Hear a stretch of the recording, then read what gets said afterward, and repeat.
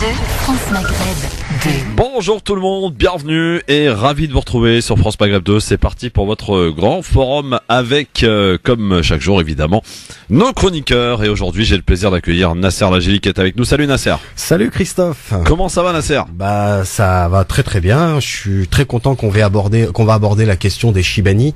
Et d'ailleurs au passage, je remercie France Maghreb 2 qui a pris l'initiative d'aborder cette question qui est assez sensible et qu'on oublie trop souvent même d'ailleurs. Effectivement, on va parler des Chibani, ces personnes âgées qu'on est parti chercher. On a envoyé des recruteurs dans les années 70 au Maroc, et bien avant. Et on leur avait promis à l'époque de l'égalité, du travail, salaire égal à ceux qui des Français en l'occurrence, pour faire simple. Exactement. Sauf qu'aujourd'hui, on constate qu'il en est absolument rien et que la SNCF n'a absolument pas respecté ses accords, ses promesses. Et aujourd'hui, vous avez des Chibani qui, pour la plupart d'entre eux, en tout cas, ont la santé esquintée, c'est ça, fatigués, et qui luttent aujourd'hui et qui demandent réparation auprès de la justice. Alors la SNCF, ça avait été condamné.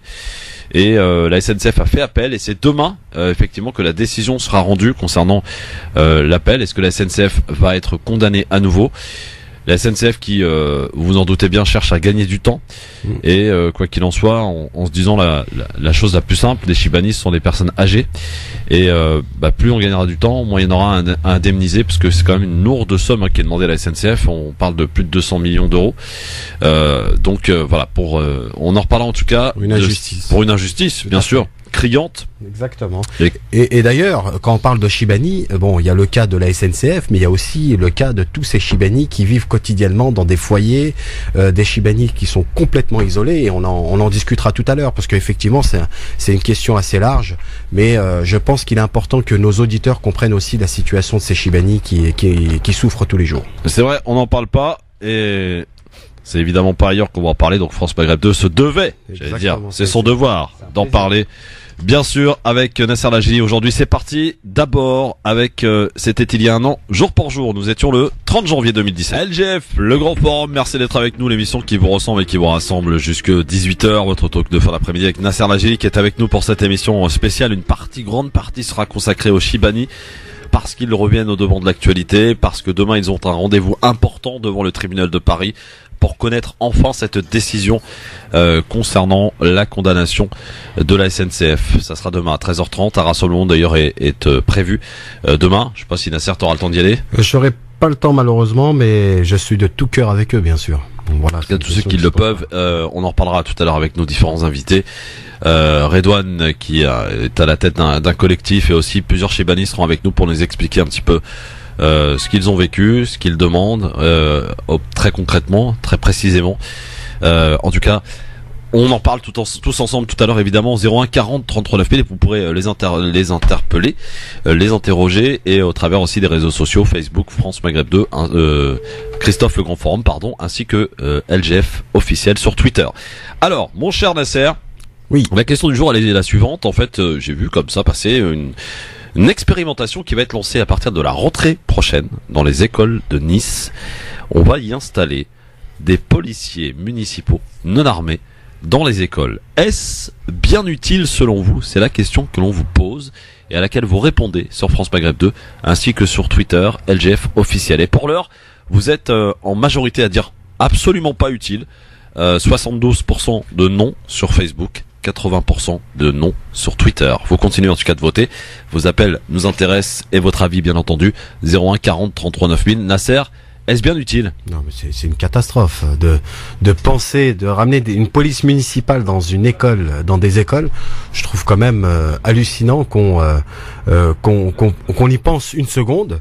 Mais ce qui est le plus hallucinant, c'est qu'avec Monsieur Estrosi, il y a aucune surprise finalement. Estrosi est prêt à tout.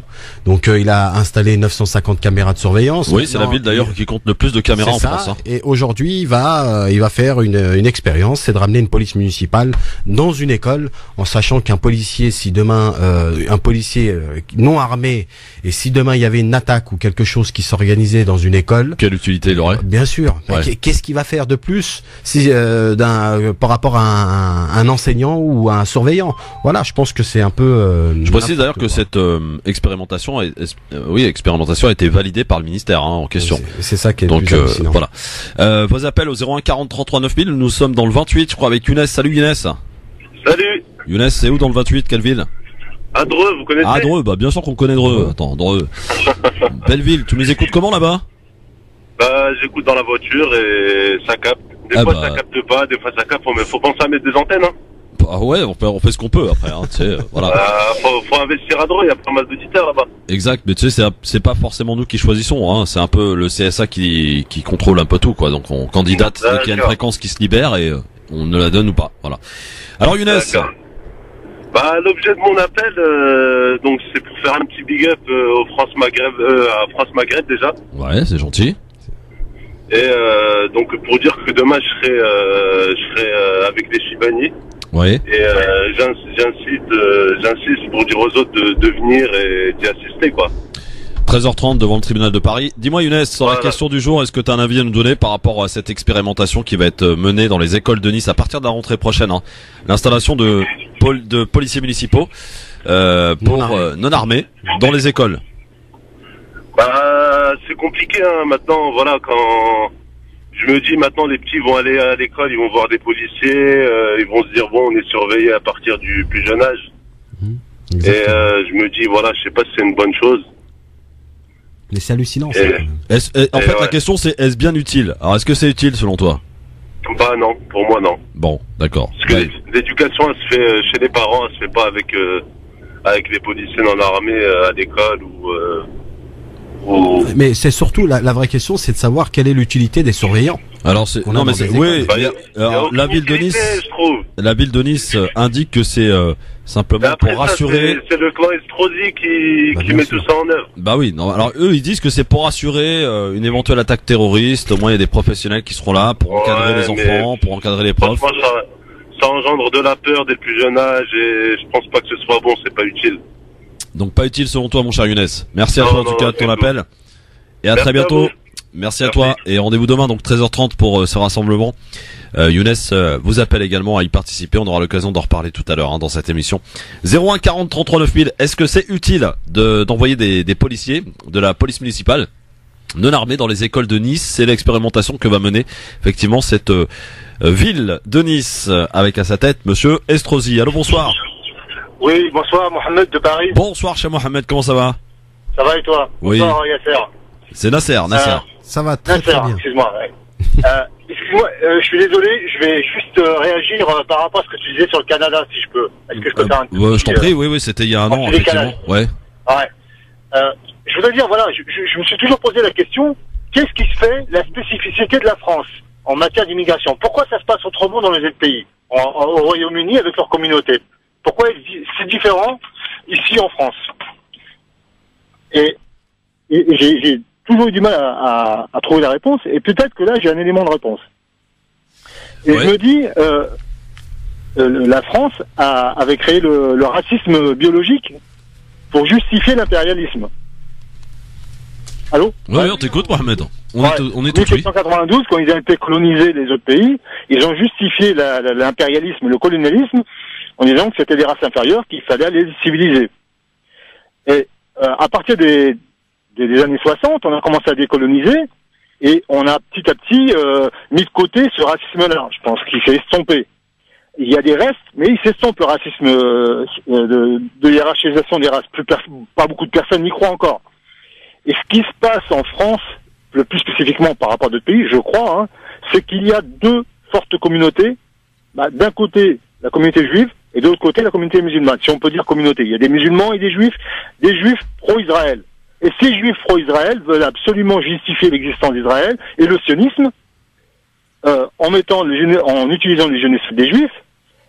Et le problème, c'est que de l'autre côté, il y a des pro-palestiniens qui sont les musulmans. Et c'est pour ça que on trouve des intellectuels ou juifs qui sont à des postes importants et qui dénigrent l'islam, qui dénigrent les musulmans, qui montent du doigt les musulmans et qui attisent ce racisme anti-musulman. On voit bien Elisabeth Lévy, Badinter, et Zemmour et compagnie. C'est les plus Finkielkraut. Je pense que le problème vient de là.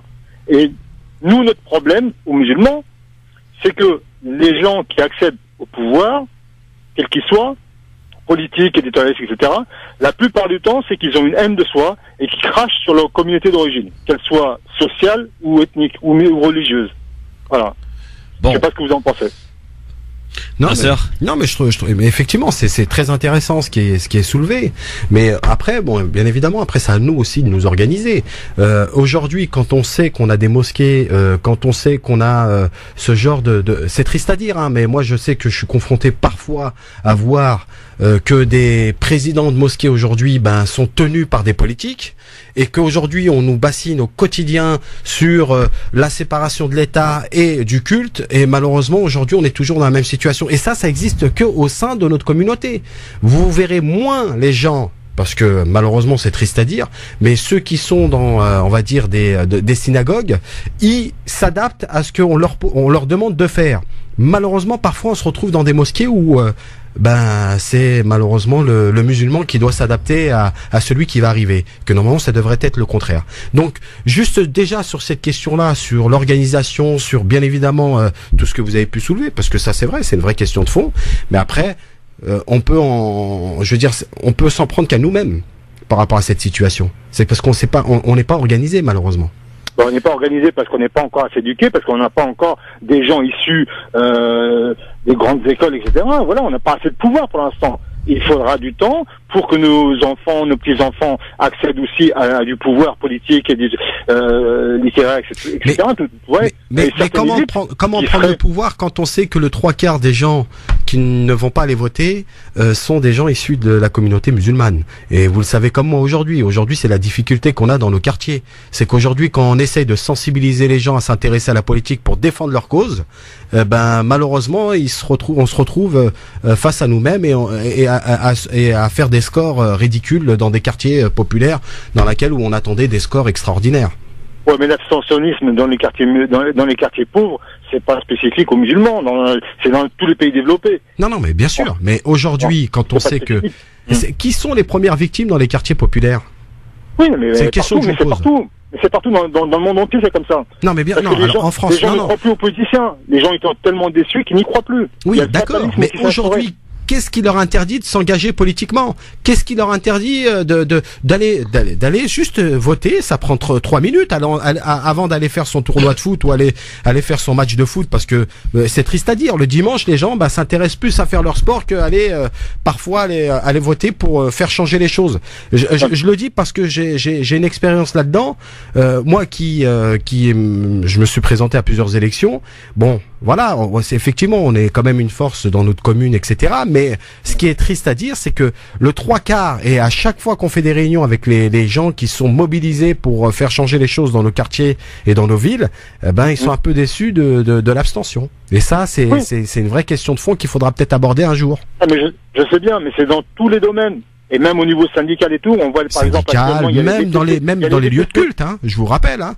Tout est ficelé, tout est bloqué. Attendez, quand vous entendez, alors je veux pas faire de généralité parce qu'on le fait pas ici, mais quand vous entendez une certaine partie de la catégorie de la communauté musulmane qui nous dit voter c'est haram. Oui, mais c'est vrai. On en est encore là, quoi, en 2018, quoi. C'est Mohamed.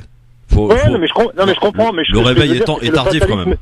Le fatalisme s'est instauré dans la tête des gens et un peu dans tous les domaines. Exactement. Et je vois par exemple les VTC actuellement, ils sont en train de se battre contre Uber. Ouais. Ils sont une dizaine à se battre et les autres ils se laissent faire. Ils se font prendre 25% de leur chiffre d'affaires. Ils ont un quasi-monopole en face d'eux.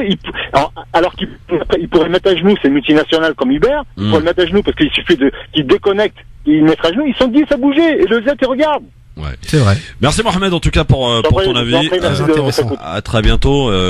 C'était votre avis en tout cas cher Mohamed. 01 40 33 9000 sur la question du jour et sur cette expérimentation que va mener donc la ville de Nice partir de la rentrée prochaine sur le fait d'installer la police municipale non armée, des policiers municipaux non armés au sein des écoles. C'est l'expérimentation que va mener cette ville de Nice à partir de la rentrée prochaine. Est-ce bien utile selon vous? Vous votez toujours et encore sur Facebook France Maghreb 2 ainsi que sur Twitter LGF officiel. N'hésitez pas à réagir à l'émission. Tiens, par exemple Redouane qui nous dit c'est utile selon moi. Bon bah écoute, voilà, pour Redouane c'est utile. Vous pouvez continuer de parler, de voter et de commenter sur Facebook, sur Twitter, donc n'hésitez pas.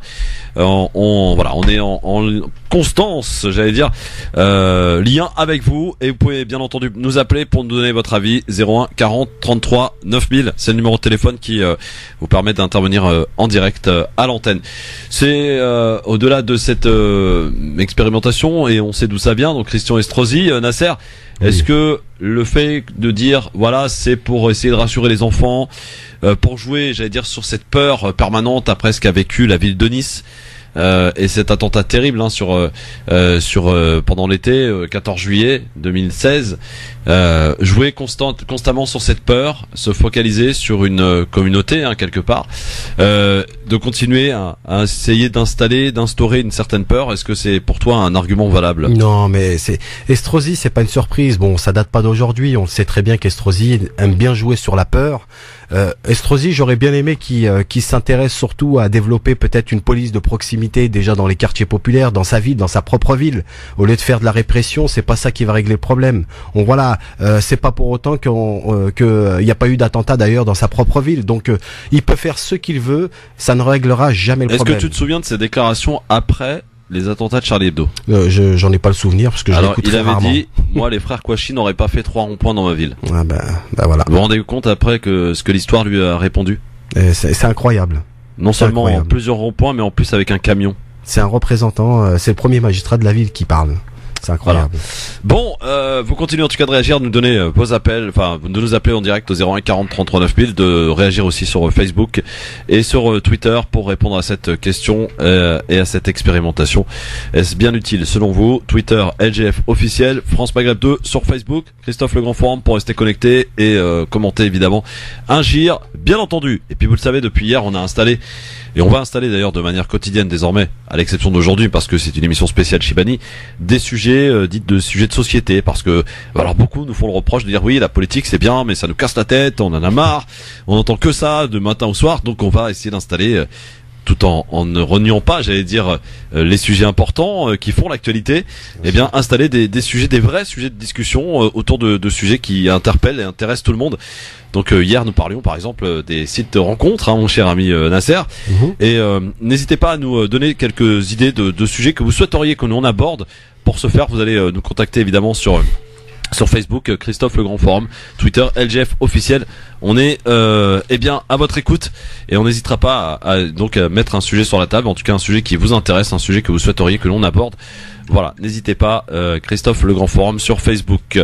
Alors, on va en profiter pour faire notre zapping avant que nos invités arrivent pour parler de nos Chibani, donc qui vont arriver dans quelques instants. Et pour commencer ce zapping, tiens, sous le ton un peu de l'humour peut-être, voici que Manuel Valls, pour ne pas être embêté lorsqu'il est en vacances, utilise une personnalité politique. Écoutez plutôt. Manuel Valls qui a raconté ça ce week-end, il était l'invité d'Anne Romanoff sur Europe. J'ai pas envie de parler, voilà, je mets ma casquette, je prends un bouquin, mes lunettes de soleil. Ou alors vous finit par me reconnaître, c'est ça qui est embêtant. Malgré la casquette, les lunettes de soleil et la barbe, il y a quand même des gens qui vous reconnaissent. Ou alors vous dites c'est pas moi. Et ça m'est arrivé. Il a dit je suis Benoît Hamon. Antonin, vous validez la technique? Il est bien plus drôle, en tout cas, on a invité Dan Romanoff qu'en Premier ministre. D'ailleurs. C'est vrai. Il est beaucoup plus ça faisait longtemps qu'on n'avait pas vu aussi détendu, ça c'est sûr. Manuel Valls qui, par ailleurs, je sais pas si vous le saviez, a un chien. Super, on s'en tape, mais alors un truc de ouf quand même, de savoir qu'il a un chien, de savoir qu'il est plus drôle qu'en étant Premier ministre. Voilà, donc il utilise Benoît Hamon pour... Il a honte de lui, quoi. C'est ça, c'est tout simplement ça, c'est qu'il a honte de lui, ça veut dire qu'il assume pas ce qu'il est et ce qu'il représente. Voilà, et en même temps, bon, pour moi, il représente rien parce qu'il est seul au monde. Bon, voilà. Oui. Alors, lui, il sort de son silence. Il était l'invité ce matin de France Inter au micro de Léa Salamé. Yann Moix qui dénonce une violence organisée au plus haut sommet de l'État contre les migrants à Calais. C'est ce qu'il a répété hier à la suite de sa lettre envoyée au président Emmanuel Macron. Après la lettre ouverte à Emmanuel Macron que vous avez publiée hier dans Libération, j'affirme, Monsieur le Président, que vous laissez perpétrer à Calais des actes criminels envers les exilés. Ces actes de barbarie, soit vous les connaissiez et vous êtes indigne de votre fonction, soit vous les ignoriez et vous êtes indigne de votre fonction. C'est violent et c'est comme ça sur 2 pages. Pourquoi tant de colère ? Je vous reprends, Léa. C'est pas à moi de m'expliquer. Moi, j'ai rien à m'expliquer, à expliquer. C'est au président de la République de nous expliquer pourquoi, aujourd'hui, à 1h30 de Paris, sont perpétrés des actes d'une très grande gravité. Je dis d'une très grande gravité parce que je les ai vus et souvent filmés, où des gens, des jeunes gens, des adolescents, des femmes, des jeunes femmes, des hommes, des jeunes hommes, sont toute la journée humiliés, frappés, caillassés, gazés, dans des circonstances particulières parce qu'ils sont sans défense, ils sont inoffensifs et les moyens utilisés par la police, notamment les grenades lacrymogènes, qui devraient être des armes de défense, sont le plus souvent utilisés pour l'attaque. L'attaque, c'est-à-dire, on nous fait accroire que c'est au moment où les migrants entrent dans les camions qu'on les gaze, c'est faux. Et quand même ce serait vrai, ce serait détestable et illégal. La police, il y a des circonstances aggravantes quand la police utilise la force. Et là, on voit bien que la police, les CRS notamment, utilisent des armes d'une très grande violence envers des gens qui ne leur ont absolument rien fait, qui ne peuvent pas leur nuire. Voilà le coup de gueule en tout cas de Yann Moix ce matin chez le confrère de France Inter au micro de Léa Salamé. Une violente lettre qui a été envoyée effectivement au président Emmanuel Macron. Yann Moix, chroniqueur de On n'est pas couché sur France 2. Voilà. Bon, en tout cas, ce qu'il dénonce, c'est qu'il est en train de préparer un film, en fait, tout simplement sur les migrants à Calais. Il a vu des images, il a vu des choses qui l'ont horrifié, et il a tenu à le dénoncer au travers d'une lettre envoyée au président de la République.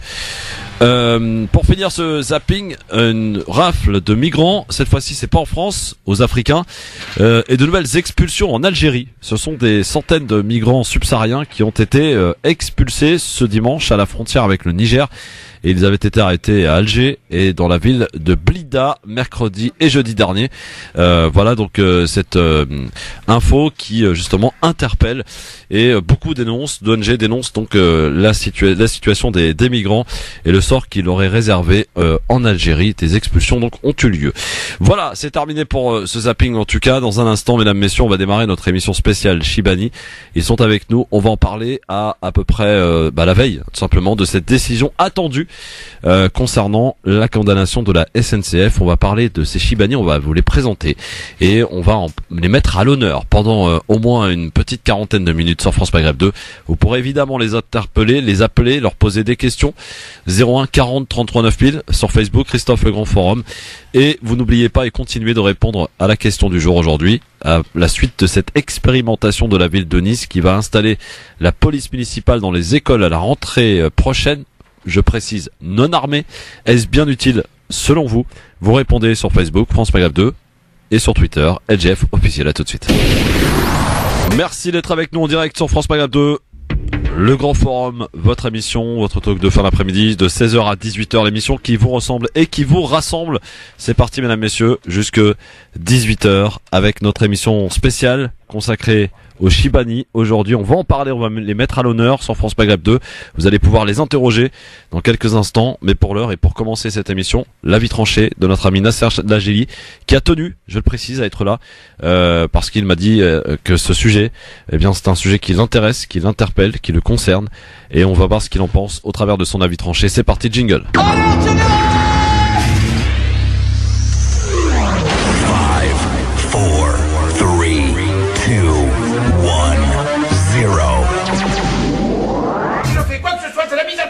Alors piétinez-moi, allez-y. Et sur un ton de questionnement, cher Nasser, y a-t-il une justice pour nos Chibani? C'est ça.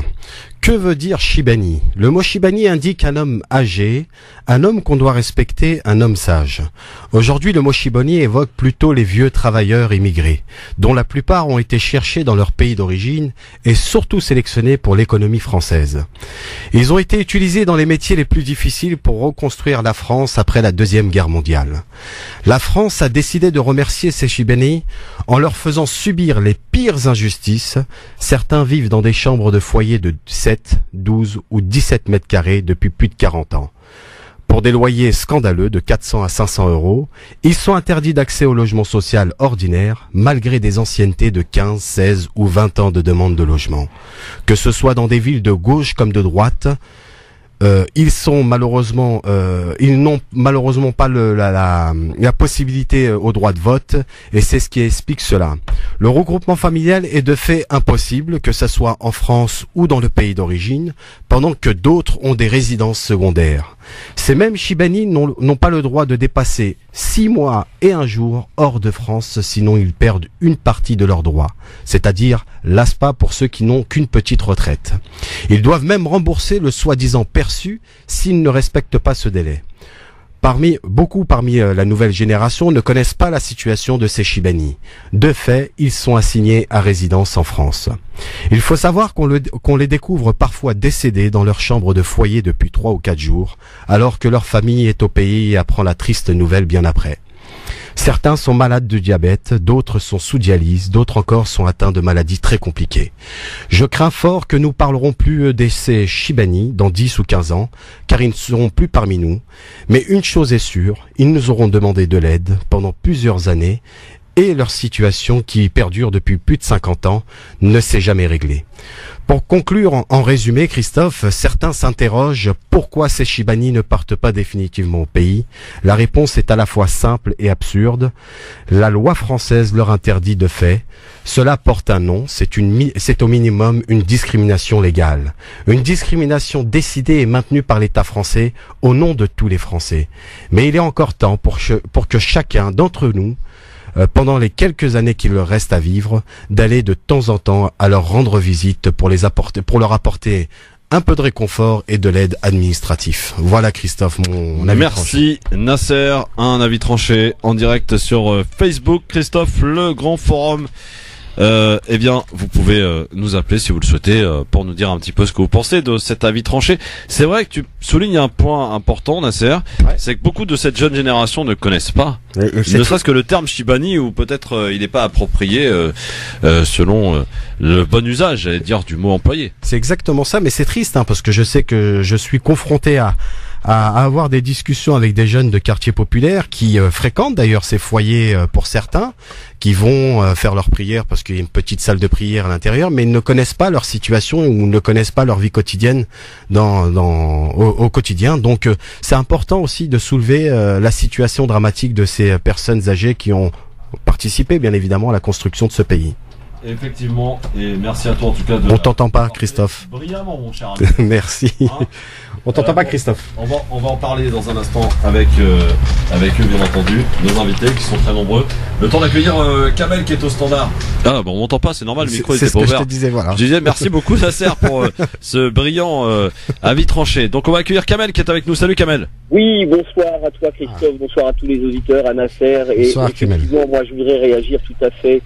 De cet hommage qu'a rendu Nasser, il est poignant, il est réel, et cette réalité, il faut que nous la marquions par le nécessaire besoin et devoir de mémoire.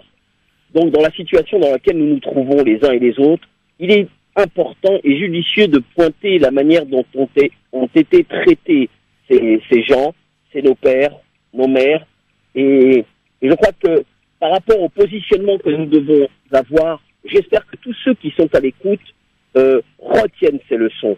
Retiennent la leçon notamment de ce qu'ils ont été, ces gens. Humiliés, exploités, colonisés pour un certain nombre. Et nous avons ce devoir, et c'est toujours de ce devoir dont lorsque j'interviens à l'antenne, dont je parle sans cesse. Notre devoir est d'être unis. Notre devoir est de ne jamais oublier. Et notre devoir est de nous impliquer. Et nous impliquer passe par ce nécessaire devoir d'être unis et ensemble. Ça veut dire qu'effectivement, et ça je le reproche et je le dis, je pousse un petit coup de gueule pour dire très clairement, chacun d'entre nous a le pouvoir de décrocher un téléphone, de descendre dans la rue s'il le peut, de prendre ce téléphone et d'appeler les instances et d'être à côté de ces Chibani, mais également de nos enfants, et continuer ce combat pour marquer ensemble que nous sommes là avec cet héritage qui est le nôtre, respectueux des lois et des traditions de ce pays, mais nous ne serons jamais les idiots utiles et nous serons présents. C'est pour ça que je vous implore, les uns et les autres, de faire en sorte que chaque jour, vous posiez votre pierre à l'édifice de la construction de notre communauté dans ce pays de diversité. Voilà, merci Kamel, merci beaucoup en tout cas pour votre réaction, cher ami Kamel. À très bientôt, merci Kamel. Dans un instant, on les accueille, nos invités. De quoi allons-nous parler? Bien, vous l'avez compris, des Chibani jusque 18h. Dans les années 70, la SNCF a envoyé des recruteurs chercher de la main d'œuvre au Maroc. Le mot Chibani indique un homme âgé, un homme qu'on doit respecter, un homme sage. Aujourd'hui, Chibani évoque plutôt ces vieux travailleurs immigrés. Leur contrat stipulait le travailleur doit recevoir, à travail égal, une rémunération égale à celle de l'ouvrier français, de même catégorie employé dans l'établissement. L'égalité s'étend également aux indemnités s'ajoutant au salaire. Le contrat de travail n'a pas été respecté par la SNCF, qui a toujours considéré ses salariés comme des cheminots de seconde zone.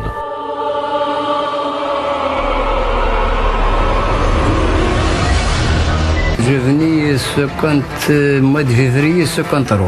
C'est marqué deuxièmement. Moi, je suis venu en France le 10 avril 1971. J'ai commencé à travailler le 21 avril 1971. Je me rappelle, c'était samedi. Moi, que je suis venu en France, je n'ai pas pensé que je travaillais jusqu'à la retraite. Je suis venu pour travailler, je mets un peu de sous à côté et je rentre. Mais quand je suis arrivé là, j'arrive jamais. J'ai mis des sous à côté. Concernant l'évolution de carrière, les Chibani de cheminots ne peuvent évoluer que sur 3 qualifications contre 8 qualifications pour les cheminots français. De fait, ils sont condamnés aux tâches d'exécution. Il leur a été refusé l'accès aux examens parce qu'étrangers. Et même ceux qui occupaient la fonction de maîtrise se sont vus refuser le salaire correspondant parce que non français. La discrimination a également porté sur la protection sociale inférieure à celle de leurs collègues français. Les Chibani doivent travailler en moyenne 8 ans de plus que leurs collègues français pour une retraite 3 fois moindre. Ils n'ont pas accès aux services de médecine gratuite de la SNCF. Les pensions de reversion aux veufs sont misérables. En moyenne, 300 €. Les veuves des autres cheminots n'ont pas à subir cette ingratitude et leurs enfants devenus orphelins deviennent pupilles de la SNCF. La France est fière d'avoir les meilleures infrastructures ferroviaires d'Europe. La pose et l'entretien des voies ferrées d'une part et le travail dans les centres de triage des locomotives d'autre part. 2 métiers qui ont en commun la pénibilité physique et le travail en extérieur par tous les temps, en horaire décalé, fait que leur santé, particulièrement dégradée, les postes tenus par ces indigènes du rail, n'étaient guère attrayants pour les autres cheminots parce que très durs et peu payés. À ce jour, beaucoup de ces papilles occupent les mêmes fonctions qu'à leur arrivée, à la même qualification d'après les derniers bilans sociaux de la SNCF. 3% des cheminots à statut terminent leur carrière à l'exécution. En revanche, 97% des Chibani terminent leur carrière à l'exécution. Leur évolution de carrière est inexistante. Le plafond de verre a été appliqué aux Chibani et les enfants de l'immigration le subissent encore aujourd'hui au travail. Leurs retraites basées sur leur salaire sont indécentes. Ces cheminots ne sont pas des contractuels. Comme les autres, un statut défavorable a été créé sur mesure pour eux. Et on les met à l'honneur en direct sur France Maghreb 2 aujourd'hui dans cette émission spéciale avec Nasser Lajili. Ils sont quelques-uns à être dans notre studio. On va accueillir d'abord Redouane Kepti. Bonjour Redouane. Bonjour. Bonjour, approche-toi bien du micro, voilà. Présente-toi un petit peu aux auditeurs. Tu es quelqu'un qui combat, milite, j'allais dire, auprès de ces Chibani. Pourquoi d'ailleurs, Redouane ? Eh bien, en fait, j'ai travaillé à leur côté pendant 2 ans. En tout, j'ai travaillé 17 ans à la SNCF, dont 2 ans à leur côté. Et j'ai vu un peu l'évolution de cette affaire qui n'avance pas, qui n'a jamais avancé. Et j'ai assisté à pas mal d'audiences. Il y en a eu 19 en tout, des audiences où les personnes venaient par groupe de 60 personnes. Parce que la justice en France est individuelle, mais eux avaient un traitement particulier. Il y a même une audience où ils sont venus à 208 personnes, et dans la salle, il n'y avait pas de quoi accueillir 30 personnes. Alors c'est vraiment une justice de boucherie qui est faite à leur égard. Et malgré ça, ils continuent, ils se sont toujours battus, ils vont pas arrêter. Et la question qui est intéressante, elle serait apposée à Guillaume Pépi, président de la SNCF. Président de la SNCF, oui. Qui a suivi cette affaire. Il est là depuis le début de cette affaire. Et à chaque fois, il ne se prononce pas sur cette question. Même quand le défenseur des droits, qui est la plus haute autorité de lutte contre la discrimination en France, c'est l'État. Ouais. Même quand ils produisent un rapport qui est bien détaillé d'ailleurs, où ils expliquent toutes les discriminations qu'ont subies les Chibani, eh bien la SNCF, malgré ça, continue à vouloir les faire traîner. Et là, ça m'étonnerait pas qu'ils se pourvoient en cassation et qu'ils remettent encore quelques années de plus. Alors oui, on va rappeler, Redouane, que demain, effectivement, il y a une décision importante attendue, mais j'allais dire importante, si tant est qu'elle le soit, bien sûr, mais au-delà de ce qui va arriver demain, donc on espère, en tout cas au nom de ces Chibani, une nouvelle condamnation de la SNCF, qui a déjà été condamnée, hein, mais qui a fait appel, et demain on devrait savoir si finalement la condamnation est maintenue. Si tel est le cas, on peut largement imaginer que la SNCF fasse appel. Pourquoi ? Parce qu'elle veut gagner du temps. Et quand on parle de Chibani, vous l'avez bien compris, on parle de personnes âgées. Et la SNCF, étant donné le montant qui est exigé auprès de la SNCF, qui est considérable, de 220 et quelques millions d'euros, eh bien, essaie de gagner du temps pour indemniser le moins de personnes possible. Exactement. C'est vrai. Exactement. Beaucoup de familles ont perdu leurs parents à la SNCF, notamment au travail. Et en fait, plus les délais vont durer, il y a des familles qui baissent les bras, mais les Chibani eux-mêmes seront toujours là pour défendre leurs droits. Oui, alors on a appris des choses absolument incroyables, là, Nasser, en préparant cette émission. Ouais. Par exemple, tiens, pour vous donner qu'un exemple, un Chibani doit faire 8 ans de plus qu'un 10 ans français. 10 ans tout à l'heure me rectifier un des Chibani qui est Monsieur Kassim. Alors justement, Redouane, tu vas nous présenter les personnes qui t'accompagnent aujourd'hui, qui là sont, j'allais dire, des hommes du terrain, messieurs.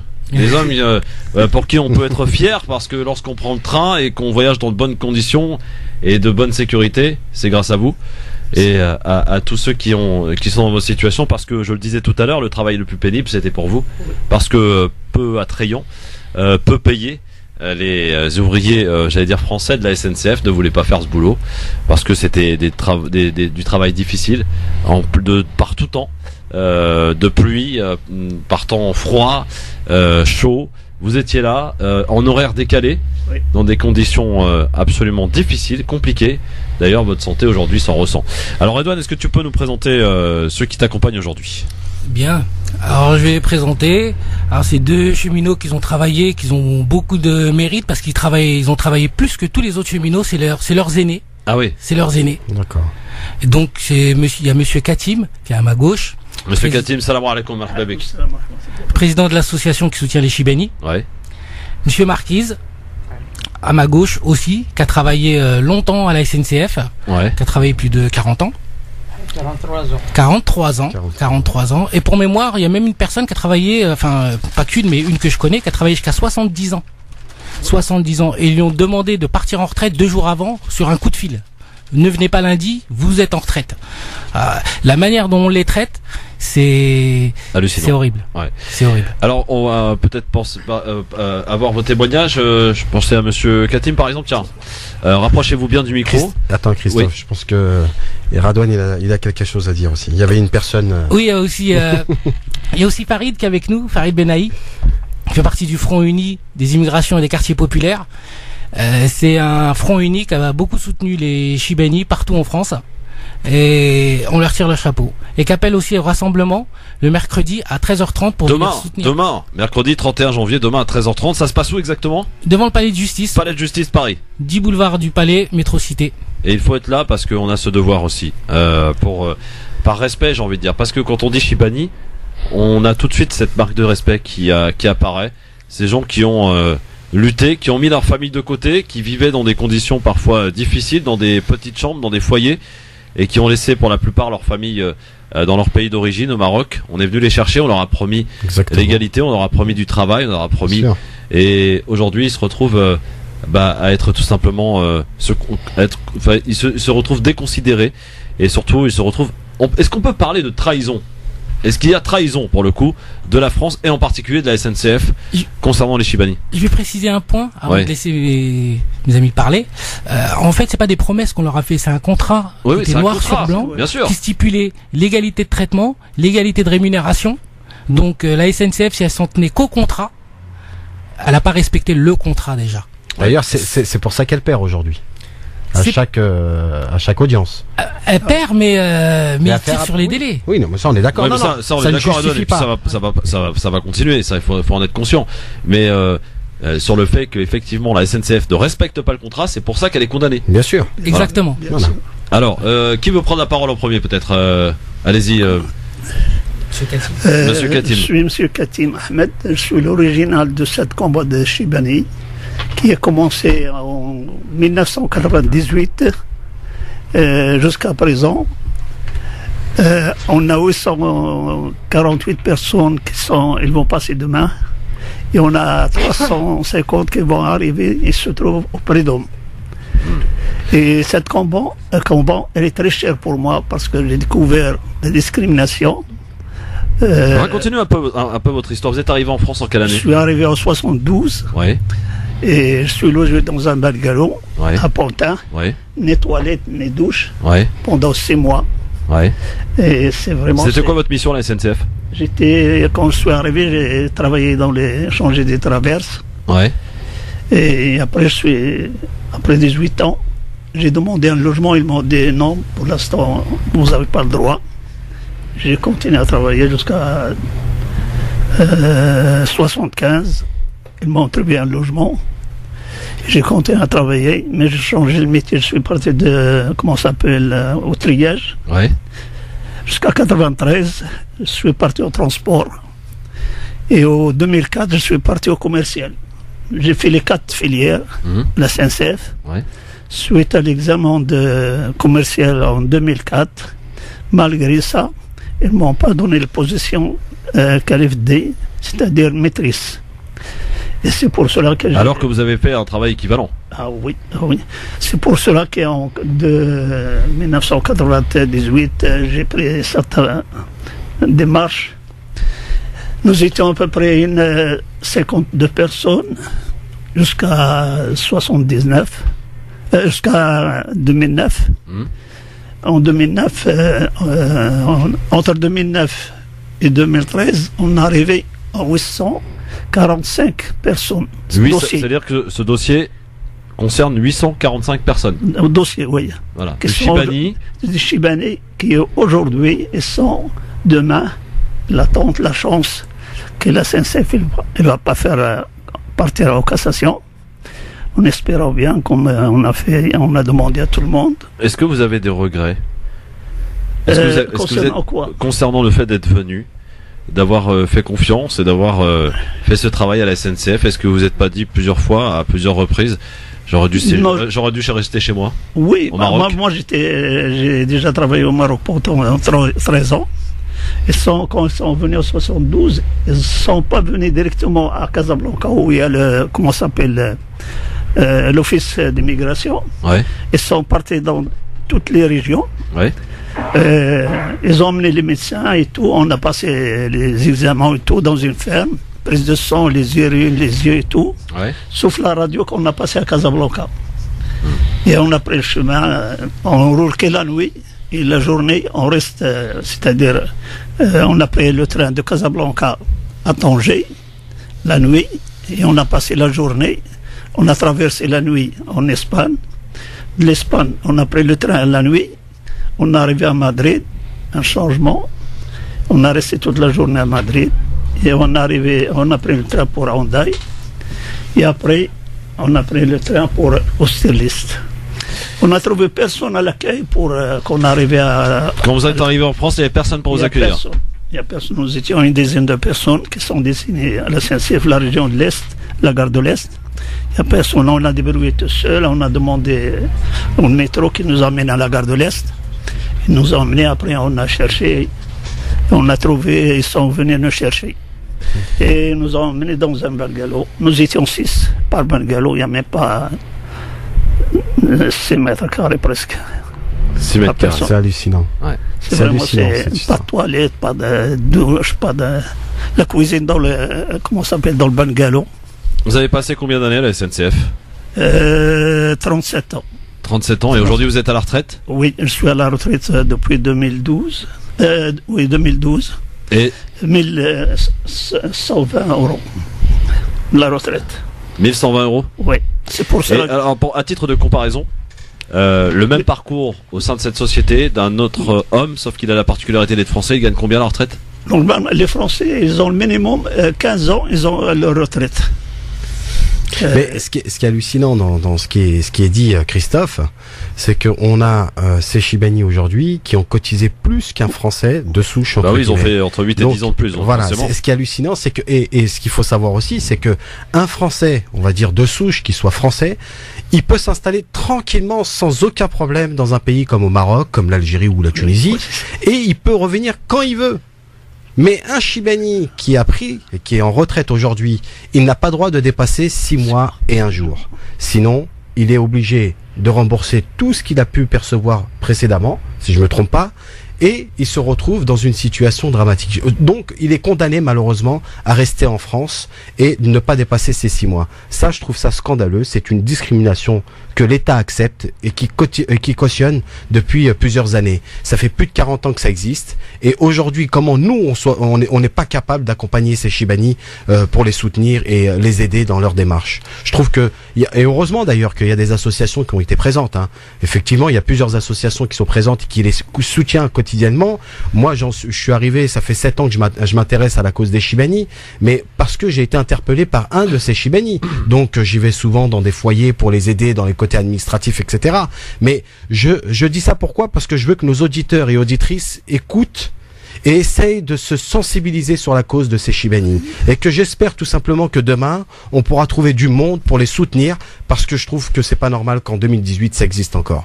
Est-ce qu'il est vrai, en travaillant, en préparant cette émission, j'ai découvert que vous n'avez pas droit à la médecine gratuite de la SNCF? Oui, on n'a pas le droit. Alors, on va peut-être expliquer aux auditeurs ce qu'est la médecine gratuite, c'est-à-dire quand on travaille à la SNCF, on a le droit effectivement à des soins, visites médicales, etc.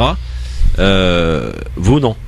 Nous, quand nous sommes arrivés, ils nous ont donné des cartes pour la sécurité sociale, oui, le régime général, oui, tandis qu'eux sont caisse prévoyance, ils sont pris en charge 100%. C'est une caisse à part, on rappelle, ils ne font pas partie de la sécurité sociale. Oui. Oui.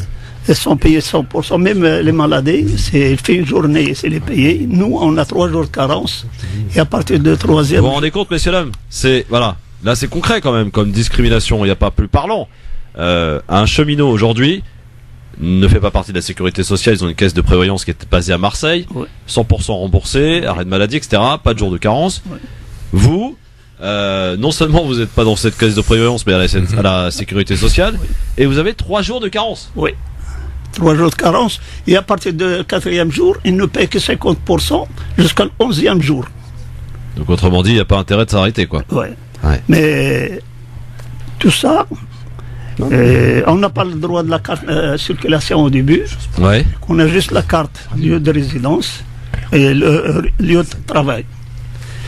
Et en 82, à l'arrivée de Mitterrand, on a manifesté. Ouais. Et ils nous ont donné la carte. Mais si vous ne faisiez pas 40 ans de travail, vous laissez la carte, vous aurez que des fichiers, ou fichiers par an. Et en 2004, quand j'ai commencé le combat, j'ai amené les manifestations à la direction. Suite aux négociations, il nous a accordé la carte comme les Français. Toute personne qui a travaillé 25 ans, il aura le droit à sa carte, il gardera à vue, comme les Français. Mais le reste, on a gagné un peu pour les maladies, on a gagné un peu pour les notations, ouais, mais ils étaient... Pourquoi j'ai quitté moi la négociation en 2004, le 22 décembre, suite aux 3 jours de carence. Ouais. Ils m'ont dit si on les 3 jours de carence, on va perdre beaucoup d'argent. À l'époque, en 2004, il reste 700 personnes au travail des contractuels marocains. À l'époque, des contractuels. Le nom Chibani, il est sorti en 2014, suite l'audience qui était passée le 23 et le 24 et le 26 et le 27, c'est là où le nom Chibani était ressorti. J'ai quitté la négociation parce qu'ils ne veulent pas enlever les 3 jours de carence. Moi, je n'ai pas accepté.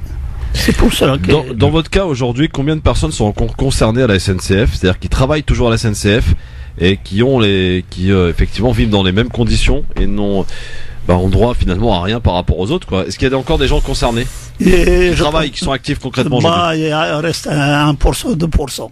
Ouais. Qui sont restés parce qu'on est arrivé, il y en a qui sont rentrés un peu vieux, il y en a qui sont arrivés jeunes, et il y en a qui sont arrivés suite au choc de pétrole en 74 que le Simca il a amené, et quand il a fait faillite, c'est la SNCF qui l'a récupéré, et il a profité sur eux. C'est la plupart d'eux, ils étaient un peu âgés, et la SNCF il a profité sur eux, il la met dans les, comment ça s'appelle, dans les triages ou dans les voies pour changer. Et aujourd'hui, moi, peut-être je suis fier de ce combat, que je l'ai mené tout seul presque. Et ça me coûte très cher, mais c'est pas grave. Parce que j'ai sillonné toute la France pour mobiliser les gens de nord au sud, de l'est à l'ouest. Je suis vraiment très content de cette décision que j'ai prise. Tout seul, suite à un cas spécial. La SNCF a décidé à demander à un agent qui est né en 42 d'aller chercher votre relevé de carrière si vous voulez partir à l'âge de 60 ans. Le mec, quand il est parti, il a cherché combien on lui a donné à l'époque? 1943 francs. Et lui, il vient d'acheter, il n'y a même pas 3 mois, une maison, il paye 2500 francs. Il est venu me voir. Il m'a dit, monsieur Katim, regarde, combien il m'a donné, qu'est-ce que je ferai? Il y a ma retraite. Est-ce que je paye le crédit? C'est pour ça, à l'époque, les gens qui ne sont pas à l'âge de 55 ans, ils n'ont pas le droit d'avoir le relevé de carrière. J'étais tourné, j'étais à Bourget, j'étais à la gare de l'Est et tout, sur les vieux. J'ai demandé 4 relevés de carrière et j'ai fait les photocopies, j'ai fait une lettre, j'ai fait adresser au président de la République à l'époque, Chirac, Jospin, Guissot, ministre des Transports, Louis Gallois, et les 8 syndicats. Le malheur qui m'a fait mal, c'est les syndicats qui n'ont pas répondu. Les syndicats ne nous ont pas soutenus. Alors, on continue d'en parler, ne bougez pas, on fait la pub rapidement, on est de retour très vite avec nos invités aujourd'hui pour parler des Chibani à la veille de cette décision attendue concernant la SNCF et le sort des Chibani. À tout de suite. NGF, le grand forum, merci d'être avec nous dans cette émission spéciale Chibani. Vous pouvez le constater avec Nasser Lajili aujourd'hui. C'est véritablement de discrimination dont on parle aujourd'hui, dont sont victimes nos Chibani. Juste avant de laisser la parole à Farid, je voudrais juste que Monsieur Katim nous dise, comme vous disiez il y a quelques instants en antenne, qu'est-ce que vous avez ressenti lors de la première condamnation de la SNCF, c'était en 2014? J'ai pleuré. Parce que les gens avant, ils foutent de moi. Ils croient que je suis en train de gasser le temps et tout. Mais en 2014, j'étais effrayé, j'étais pleuré, j'ai jamais pensé que je gagnais. Parce qu'au début, moi, quand j'ai commencé le combat, j'ai pas commencé pour l'argent. C'est pour la dignité des contractuels marocains ou d'autres. Et je vois que quand je parle avec les chefs et je ne connais pas votre statut. C'est ça le malheur. Les chefs, tout, quand vous parlez avec eux, nous, on n'a pas de statut. Notre statut, en plus, jusqu'à présent, personne qui est au courant des choses. Quand ils ont créé le nouveau statut pour les contractuels en 2014, un contractuel, s'il arrive à la retraite, la SNCF, elle doit lui payer, elle doit lui payer 1 mois par an. Ouais. Mais il l'oblige d'écrire une lettre, comme quoi c'est lui qui a demandé à la retraite, il ne le paye que 2 mois. Et il le vole, les 40 ans ou 30 ans qu'il a travaillé, il ne le paye que 2 mois. On va laisser la parole à Farid, peut-être, qui souhaite intervenir aussi, qui est resté d'ailleurs bien silencieux depuis le début de cette émission. Farid, rebonsoir. Merci Christophe de me donner la parole et surtout merci d'avoir programmé cette émission auquel on voit bien à travers les propos que c'est une question vraiment essentielle. Parce que ce combat des Chibani, des anciens, de nos anciens, de nos parents et pour l'égalité des droits et contre le racisme est vraiment d'un enjeu essentiel. Et ça nous concerne aussi. Voilà, c'est pour ça qu'on est là aussi. Qu'est-ce que vous avez à dire, Farid, pour celui et celles qui viennent de nous rejoindre là, qui écoutent la radio cet après-midi, qui ne connaissent pas en fait les Chibani, ils ne connaissent pas ce qu'ils ont vécu, leur situation, qu'on en a évoqué depuis tout à l'heure. Alors là, on a illustré au travers de quelques exemples, mais il y en a beaucoup d'autres d'exemples d'inégalités qu'ils ont subi pendant des années. Ils ont abîmé leur santé. Ils ont été moins payés, beaucoup moins payés que les autres. Leur famille n'avait pas le droit aux mêmes choses que les autres. Vraiment, c'est du sacrifice du début à la fin. Pour le coup, pour une retraite qui s'avère être une retraite misérable. Alors, ne parlons même pas de la pension de réversion, hein, qui est terrible. Ben, vous évoquiez à juste titre tout à l'heure la question de la transmission et de la mémoire. Mais cette mémoire, c'est vrai que c'est essentiel de pouvoir montrer les combats qui sont menés, parce que ces combats-là s'inscrivent aussi dans une histoire. Parce que ce type de discrimination, qui est en fait un racisme aussi, il faut dire les choses, il faut pouvoir les nommer, ces réalités. C'est un racisme, et je rappelle à ce titre que la SNCF est quand même une société où l'État est majoritaire, et que ça s'inscrit aussi dans une continuité. Par exemple, ce combat ressemble aussi à celui des anciens combattants qui ont lutté pour leurs droits. Donc ces questions de combat, de lutte pour l'égalité, contre le racisme, s'inscrit vraiment dans une histoire, parce qu'il y a des réalités qui durent, y compris pour les jeunes générations, certes d'une autre façon, peut-être avec moins d'arrogance, mais on peut le constater que il y a des discriminations, que ce soit au travail, que ce soit l'accès au logement, que ce soit on voit bien que ce racisme est généralisé et est présent et touche plusieurs générations, et il continue, et ça continue, et donc c'est pour ça que nous appelons à Paris un rassemblement de soutien en solidarité à 13h30, à Marseille également, à Lille, à Marseille, parce qu'on a une fréquence sur Marseille notamment, Gare Saint-Charles à 17h30 demain absolument, à Lille également, à 18h. Donc nous appelons partout à ce que les gens viennent soutenir et espérer. Qu'est-ce qu'il faut attendre de demain? Est-ce qu'il y a une chose importante à attendre? Eh ben déjà que, bien entendu, la décision soit confirmée d'une part, mais que d'autre part, on fasse le plus de bruit possible pour que les gens se saisissent de ces questions. Parce que vous l'avez évoqué, cette question touche le travail, mais pas seulement. La question des discriminations Chibani, elle touche aussi le logement, la santé, et donc il est vraiment nécessaire qu'il y ait une mobilisation pour que enfin les Chibani puissent vivre dignement. Et surtout jouir pleinement des droits qu'ils auraient dû avoir. Alors pour être je sais pas si une ou deux personnes souhaitent me répondre là-dessus. Alors juste me rectifier si je dis une bêtise. Les Chibani n'avaient le droit qu'à 3 qualifications contre 8 pour les ouvriers français, c'est ça? Parce que nous on n'a pas le gré comme les Français. On a B, C, c'est tout.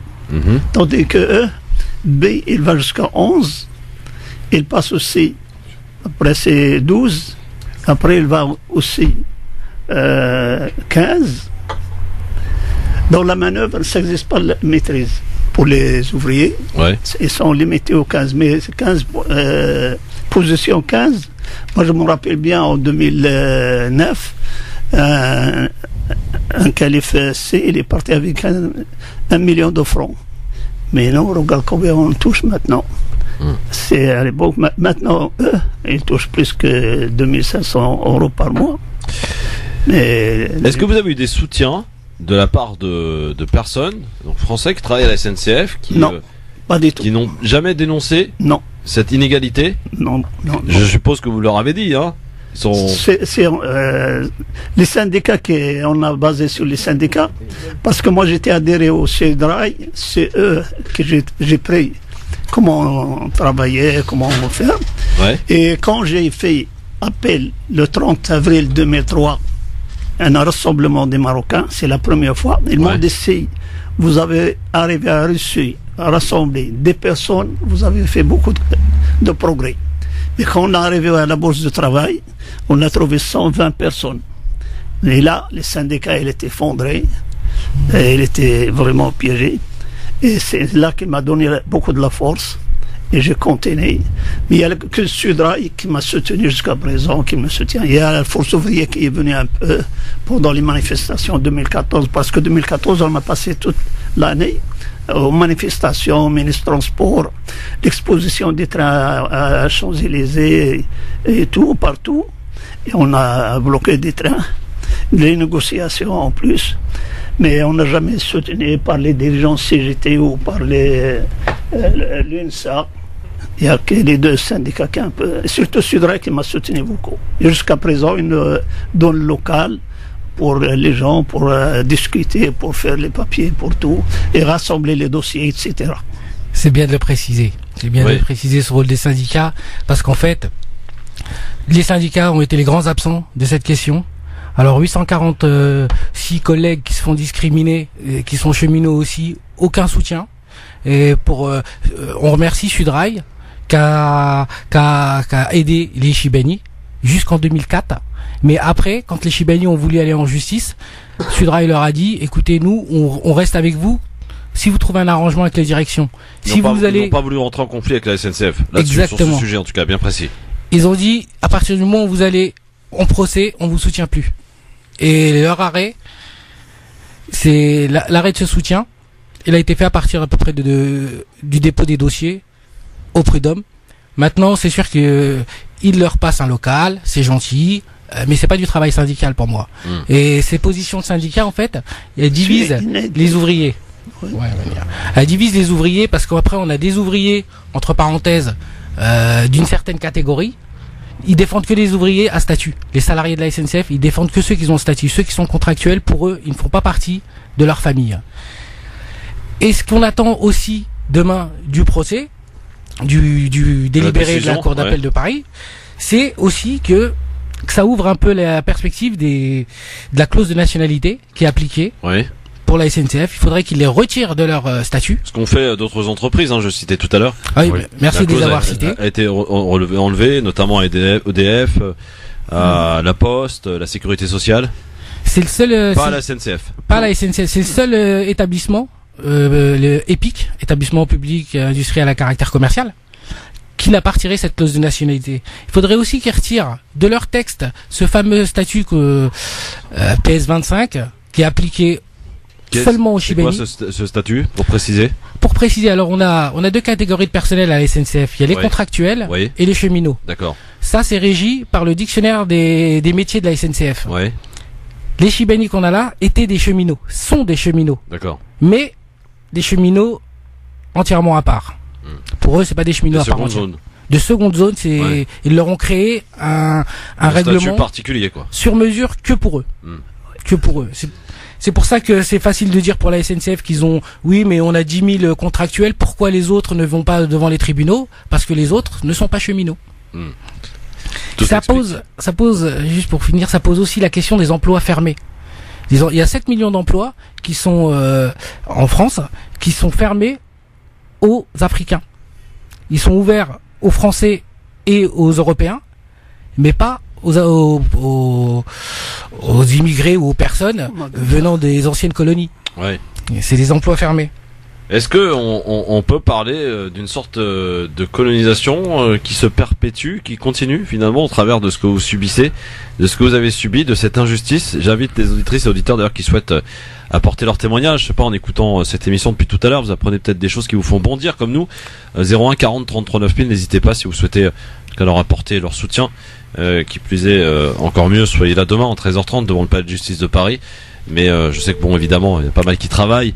Au moins leur apporter leur soutien, de sentir qu'ils ne sont pas seuls dans ce combat, et que aussi cette jeune génération se sensibilise à leur cause. Et aujourd'hui, c'est vrai que beaucoup de jeunes se plaignent, c'est pleurniche entre guillemets. Mais vous ne pleuriez pas. Vous étiez là, fort et dur. Vous avez endossé et subi pendant des années en silence, sans faire de bruit. Vous n'avez pas cassé de voiture. Non. Vous n'avez pas brûlé quoi que ce soit. Vous avez juste travaillé avec des salaires de misère et dans une pénibilité extrême. Et à ce titre, messieurs, vous méritez notre plus grand respect. Bravo. Bravo, messieurs. Merci. 01 40 33 9000. On va prendre un appel au standard. Allô, bonsoir. Oui, bonsoir. J'appelais pour réagir là justement sur le problème des cheminots marocains. Oui. Quel est votre prénom, s'il vous plaît? Quel est votre prénom?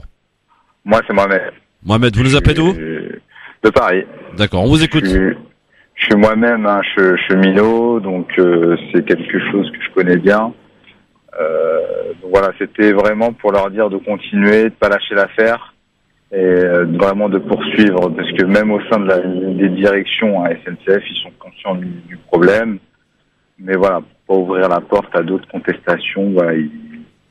Mais il faut savoir, voilà, qu'aujourd'hui, même des cheminots français entre guillemets, ils sont conscients de cette inégalité qu'il y a pu avoir sur vis-à-vis des cheminots marocains. Donc voilà, un grand soutien à eux et bonne chance pour demain. Merci Mohamed, merci beaucoup. 01 40 33 9000. Voilà, ça fait du bien quand même ce genre de témoignage. Et Farid. Oui, tout à fait. Du reste, même si les syndicats restent silencieux, espérons que demain ils appelleront et ils viendront soutenir. En tout cas, ça n'empêche que les cheminots qui veulent être solidaires sont les bienvenus et qu'ils viennent, bien sûr. Moi, Farid, je suis énervé. Je vais te dire pourquoi je suis énervé. Non, mais sérieusement, hein, vous savez qu'ici dans cette émission, on parle vrai. Il n'y a pas de langue de bois. Je suis énervé de voir que ces messieurs qui ont donné toute leur vie, qui ont donné leur santé, qui aujourd'hui on le voit, on était dans le mépris le plus total par cette société. Et si on doit aujourd'hui toute ce modernisme à la SNCF, ce confort que l'on peut avoir, usagers, nous clients de la SNCF, on le doit en partie à vous les Chibani qui avez travaillé pendant de nombreuses années dans des conditions, je le rappelle, difficiles. Oui. Vous savez pas ce que c'est de travailler sur des rails en plein courant d'air. Mais Christophe, tu es énervé aujourd'hui parce que tu prends la mesure de cette histoire, sauf que c'est question de discrimination systémique et c'est pour ça qu'on dit nous ça suffit, il faut que ça s'arrête un jour ou l'autre. Nous on les connaît, ça fait plusieurs décennies, nos parents les ont connus, ça fait plusieurs décennies. Tu faisais un parallèle à juste titre tout à l'heure avec la colonisation, c'est vrai qu'on peut le faire parce qu'on voit bien que c'est un traitement particulier qui fait en sorte qu'aujourd'hui ils sont traités de façon particulière. Celui-là, ça s'appelle une forme de sous-citoyen, de sous-citoyens, effectivement.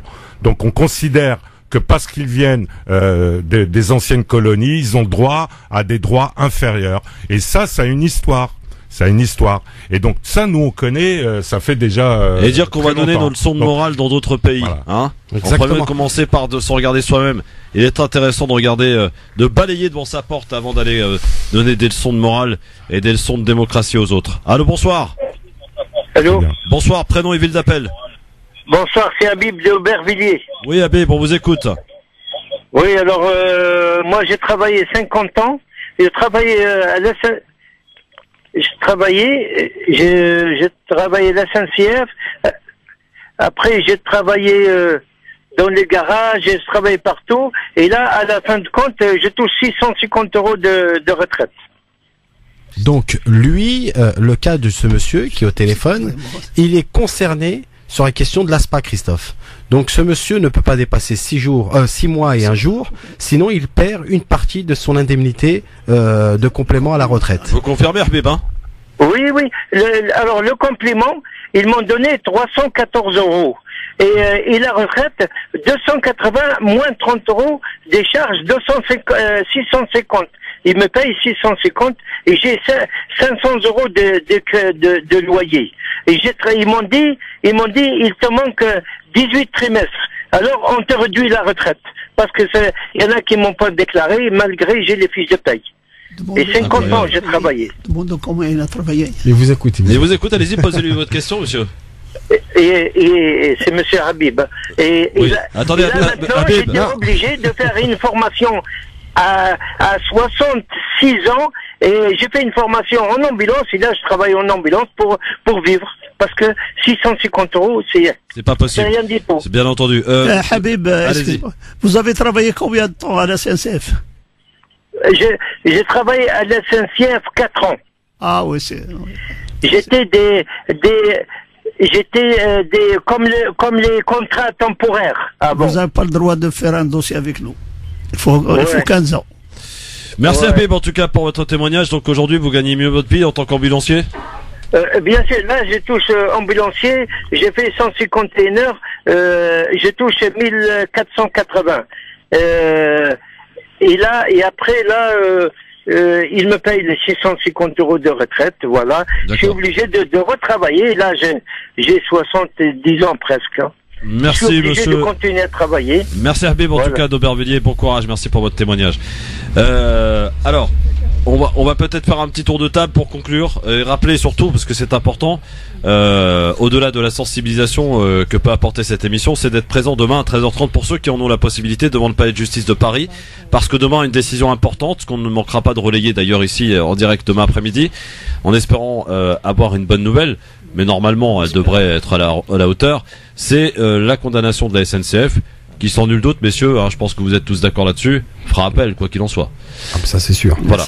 La SNCF sera condamnée, mais on a peur qu'elle va en cassation. Bah évidemment, parce qu'on le disait. De toute façon, il faut pas être naïf, et vous ne l'êtes pas évidemment. C'est que la SNCF va chercher, va faire par tous les moyens pour gagner du temps. Et comment gagner du temps? Bah c'est essayer d'indemniser le moins de personnes possible. Et donc, comme on a affaire à des personnes qui sont âgées, dans quelques années, on connaît les lenteurs de la justice. Voilà. Et ils vont gagner du temps et donc dépenser moins d'argent. Et aujourd'hui, on a 100 femmes veuves dans les dossiers. 100 femmes veuves dans les dossiers, 100 femmes veuves qui sont pas considérées de la même manière que les veuves de Français. Mais moi, parce que les veuves contractuelles marocains, si son mari est logé dans un bâtiment, ça appartient à la SNCF, il décide où il part à la retraite, il est obligé de quitter le logement. Tandis que le Français, il garde le logement, et la femme, l'homme il est décédé, la femme elle sera payée un an, totalité, et si les jeunes, il peut travailler à la SNCF. Moi, ce qui est hallucinant, Christophe, c'est qu'on constate aujourd'hui l'hypocrisie des hommes politiques aujourd'hui face à cette situation. On voit qu'il y a un silence total, on voit que la gauche, ceux qui défendent, on va dire... La gauche, elle n'existe plus, mon cher Aminasser. Oui, bien sûr, mais c'est triste à dire, mais malheureusement, ces Chibani aujourd'hui, ils sont voués à eux-mêmes. Donc, c'est pas normal qu'aujourd'hui, qu'on ait des hommes politiques qui défendent soi-disant leurs droits, ou de défendre les inégalités, les discriminations, qu'on les entende pas aujourd'hui, qui sont silencieux face à cette situation. Et ils se mettent un voile devant les yeux, ce même voile qu'ils dénoncent en permanence. Bien sûr, mais ça me révolte parce que c'est ceux qui nous font des leçons de moralité, sauf bien évidemment, et ça je pense que peut-être qu'ils vont me confirmer, j'ai appris qu'il y avait aussi Danielle Obono qui vous soutenait par rapport à la cause.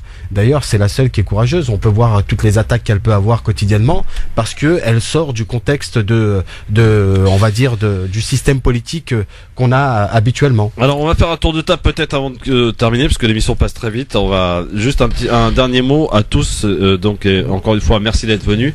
On ne manquera pas en tout cas de vous inviter parce qu'on va suivre ce dossier. Vous savez qu'à France Maghreb 2, mon cher Edouane, t'en es témoin. Dès que tu nous appelles, on est là, on répond présent. En tout cas parce que c'est une cause qui nous parle, c'est une cause que l'on trouve juste et on se doit en tout cas de vous mettre à la lumière pendant que vous avez été à l'ombre pendant de nombreuses années, beaucoup trop. Alors un dernier tour de table, peut-être qui veut commencer pour un dernier mot? Moi j'espère que demain on va gagner. Inch'Allah. Et que la SNCF ne va pas aux cassations Et si par la cassation, tant qu'on est vivant, on va compter notre combat jusqu'au bout. Vous êtes un petit peu à l'image de cette émission, on ne lâche rien. Non. Et vous ne lâchez rien. Non, jamais. Allez-y, un autre. Il y a un proverbe chez nous qui dit que la route elle est longue, mais le cavalier continue à marcher. La classe. Parfait. Non mais c'est vraiment important de soutenir et de venir demain à 13h30 à Paris, à Marseille, à Lille. Toutes les informations. Il y a une page Facebook d'ailleurs. Oui, il y a Alors, des pages Facebook. La page Facebook. Il y a tous les détails y sont. Donc c'est le Front Uni FUIQP 75 et vous pouvez y avoir accès directement. Voilà, moi je crois que cette question des Chibanites discriminés, qu'ils viennent du Maroc, d'Algérie, de Tunisie et de toute l'Afrique, c'est vraiment important d'être là parce que ça concerne tout le monde en vrai. Cette question de la lutte pour l'égalité des droits et contre le racisme vraiment concerne tout le monde. Ouais. Donc il est nécessaire vraiment de venir le plus nombreux possible. Voilà. Demain à 13h30. Redouane, conclusion? Eh bien, pour finir, j'aimerais bien que Guillaume Pépis se prononce sur cette affaire. On lui a jamais tendu le micro pour qu'il s'explique et qu'il explique déjà même pourquoi il a fait appel et qu'il explique peut-être que le rapport du défenseur des droits est faux, en quoi il est faux. Mais en tout cas, il faut qu'il se prononce parce qu'il s'est prononcé sur beaucoup d'affaires. Mais d'une manière générale, la discrimination de plus de 840 salariés de son entreprise, il a jamais eu à s'en justifier. Merci à tous en tout cas et c'est un merci collectif sans avoir demandé une quelconque autorisation. Je suis sûr que toutes les auditrices et auditeurs, ils sont à des milliers à nous écouter chaque jour sur cette radio, vous disent merci et surtout bon courage. Merci France Maghreb. Merci à vous aussi. Merci la radio. À très très vite. Dans un instant, Libertad. France Maghreb 2, France Maghreb 2. LGF, le grand forum. On remercie encore une fois tous nos invités aujourd'hui avec cette belle photo pour immortaliser cet instant de radio, de rencontre et de témoignage. Ce qui va vous permettre d'ailleurs de réagir pendant quelques minutes qui nous restent dans le cadre de Libertad sur France Maghreb 2. 01 40 33 9000. Vos appels, on les attend. Je ne sais pas qui vous êtes, ni ce que vous allez nous dire. En tout cas, vous avez certainement, moi je l'espère, été sensibilisé par ce dont on a évoqué aujourd'hui dans cette émission. 01 40 33 9000 pour intervenir dans le cadre de Libertad, que vous soyez de Marseille, Dijon, Clermont-Ferrand, Paris, Le Havre, Amiens, Orléans, Reims, Metz, partout ailleurs en France et également à l'étranger. 01 40 33 9000. France Maghreb 2, bonsoir. Bonsoir, Samir en direct de Chantilly. Bonsoir Samir.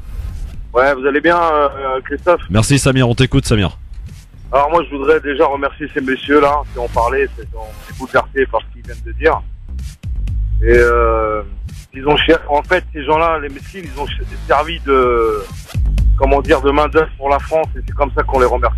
C'est vraiment triste. Exactement. En fait ça aurait dû rester chez eux, mais même pas vu en France. Mais comme on leur fait, c'est grave. Ils méritent plus que tout ces gens-là. Bien sûr, mais c'est à nous de nous battre aussi pour travailler. Ils ont tout fait, mesquines. C'était des vrais rageurs. Ils n'ont jamais baissé la tête, pas un plus homo que l'autre. Ils méritent tout l'or du monde, ces rageurs là qu'on parlait. Et je vous aime, moi. Je vous aime. Voilà. Merci Samir, merci beaucoup. Bonne soirée à toi. Parole, c'est des vrais rageurs là. Allez, bonne soirée à tous. Bonne soirée Samir, merci beaucoup. 01 40 33 9000, France Maghreb 2, bonsoir. Oui, bonsoir, c'est Christophe Pro. C'est Christophe, oui, bonsoir madame. Oui, bonsoir monsieur. Je vous appelle parce que j'ai écouté le débat qui a eu lieu avec la SNCF. Waria Amari. Waria. C'est même mon nom de famille. Vous appelez d'où? J'appelle d'Épinay-sur-Seine. D'accord, nous vous écoutons, cher Waria. Waria, pardon, excusez-moi, on vous écoute. Voilà. Et mon nom de famille c'est Amari. Non, mais le nom de famille, on n'a pas besoin du nom de famille. On vous écoute, vous êtes en direct. Non, moi je vous le donne pour une simple et bonne raison. C'est parce que j'y tiens. Parce que j'ai soutenu donc les Chibani, mais de ma place à moi, puisque j'étais dans le social. Oui. Donc je les ai soutenus. J'ai rencontré beaucoup de gens qui m'ont parlé et il y a pas mal de personnes qui vous ont également téléphoné que j'ai reconnues parce que je suis commerçante. D'accord. Donc c'est des gens qui ne vous ont jamais manqué de respect, qui ont toujours été très gentils avec vous. Et voilà, et c'est des gens qui vous soutiennent indirectement ou directement. Donc je tenais à les remercier directement et c'est pour ça que je vous donne et mon nom et mon prénom. C'est des gens du 92, du 93, 94 et de la France entière.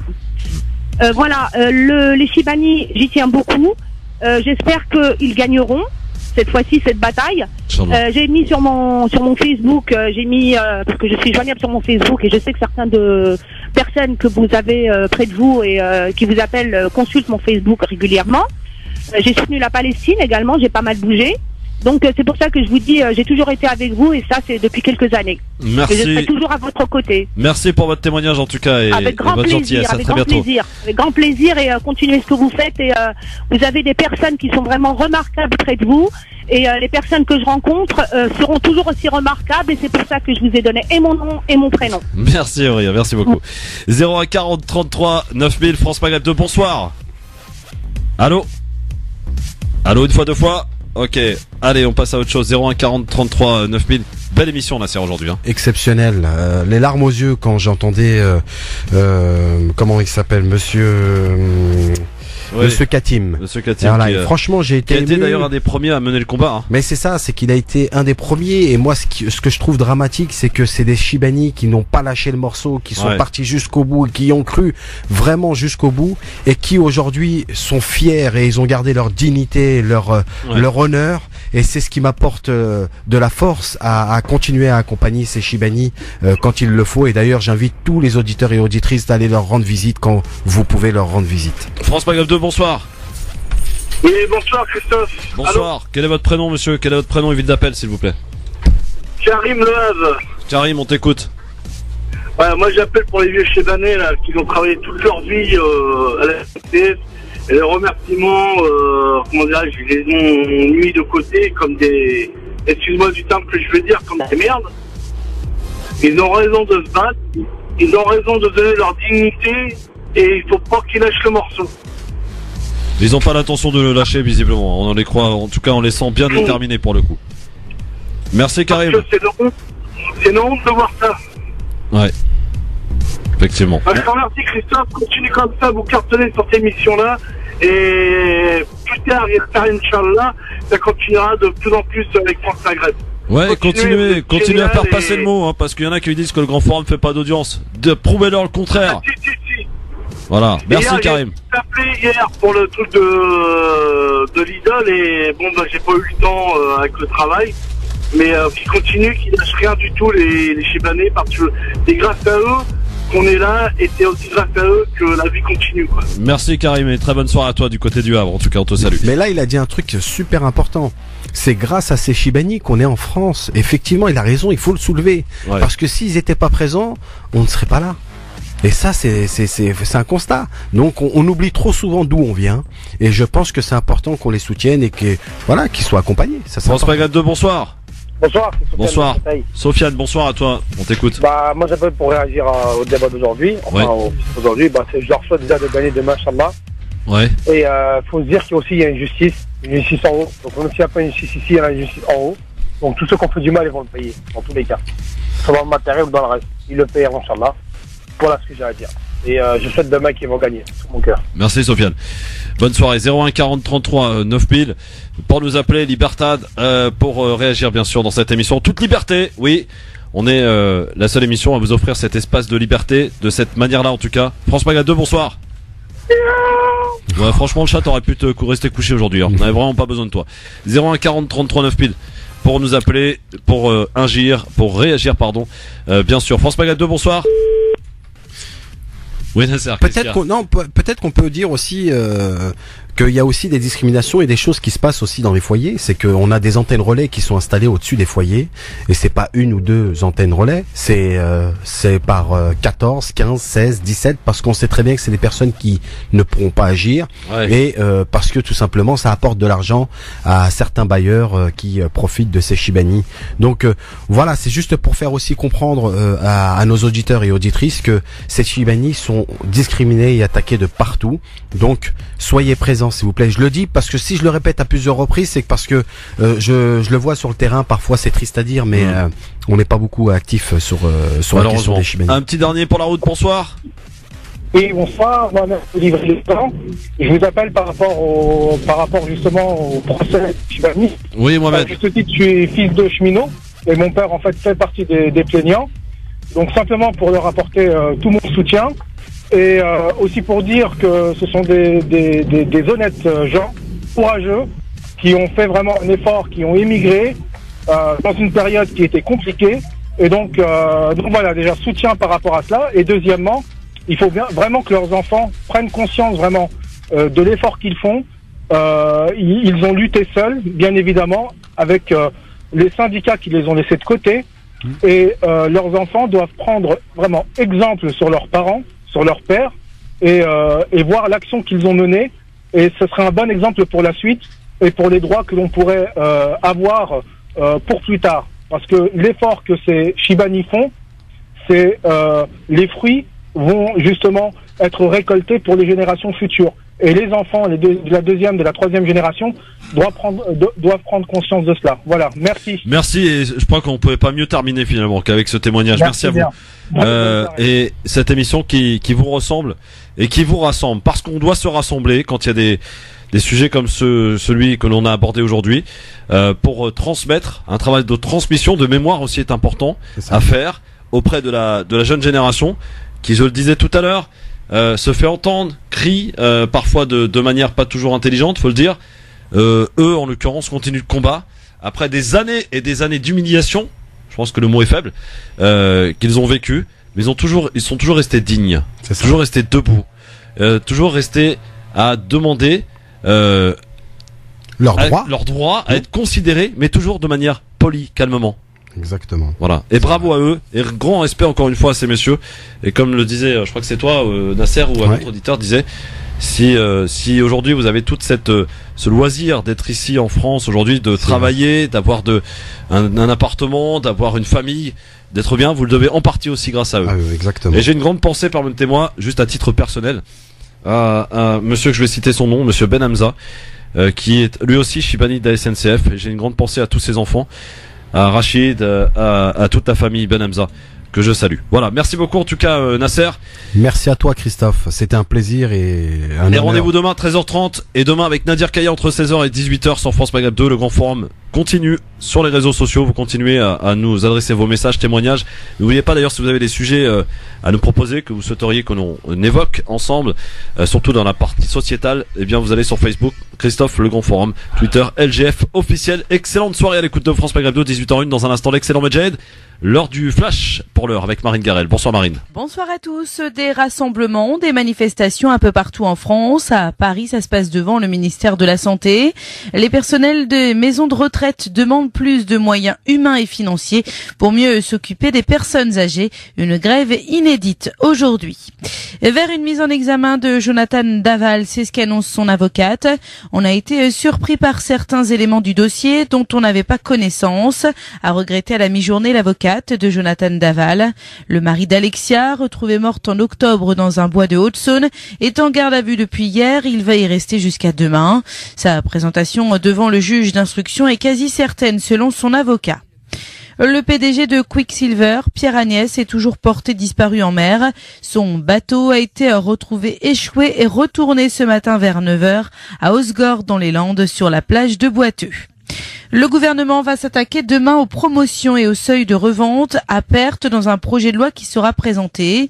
L'objectif, c'est de mieux répartir la valeur entre agriculteurs, industriels et distributeurs et de sévir si les comportements ne changent pas.